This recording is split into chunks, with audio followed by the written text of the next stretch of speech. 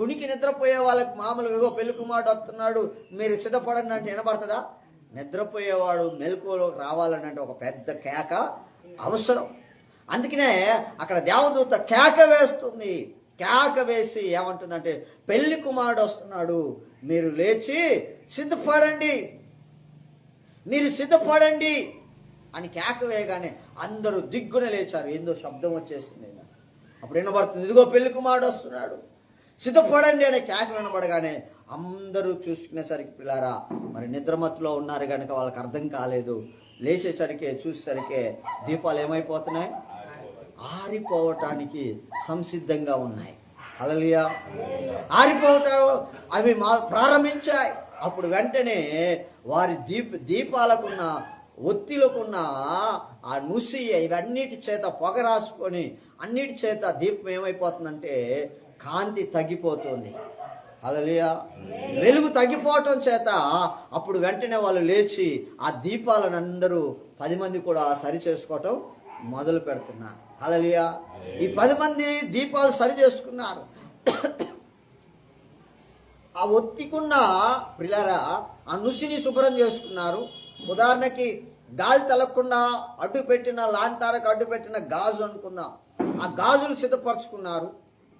అప్పుడు దివిటీలు కనుక అన్నీ కాలిపోయిన దాని అంతటిని కూడా నుసి అంతటిని కూడా శుభ్రం చేసుకున్నారు, దులుపుకున్నారు. అన్నీ దులుపుకున్న తర్వాత ఏమైపోయింది, అంతా ఈ 10 మంది కన్యకలు ఈ 2 చేశారు.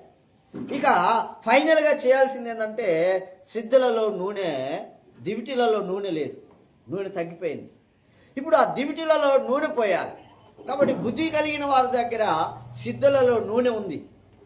అలాగనే పిల్లారా బుద్ధి లేని వారి దగ్గర సిద్ధులు ఉన్నాయి కానీ సిద్ధులలో నూనె లేదు. ఎందుకు లేదు? వారు అపవాది నడిపింపునకు లోబడి వారి ఇష్టానుసారంగా దేవుణ్ణి ఆరాధించడానికి వచ్చారు. వారి యొక్క ఇష్టానుసారంగా దేవుని ఆరాధించడానికి వచ్చారు. వారి ఇష్టానుసారంగా జీవించారు, వారి ఇష్టానుసారంగా బ్రతికారు, వారికి నచ్చినట్టుగా వారికి తోచినట్లుగా భక్తిని చేశారు.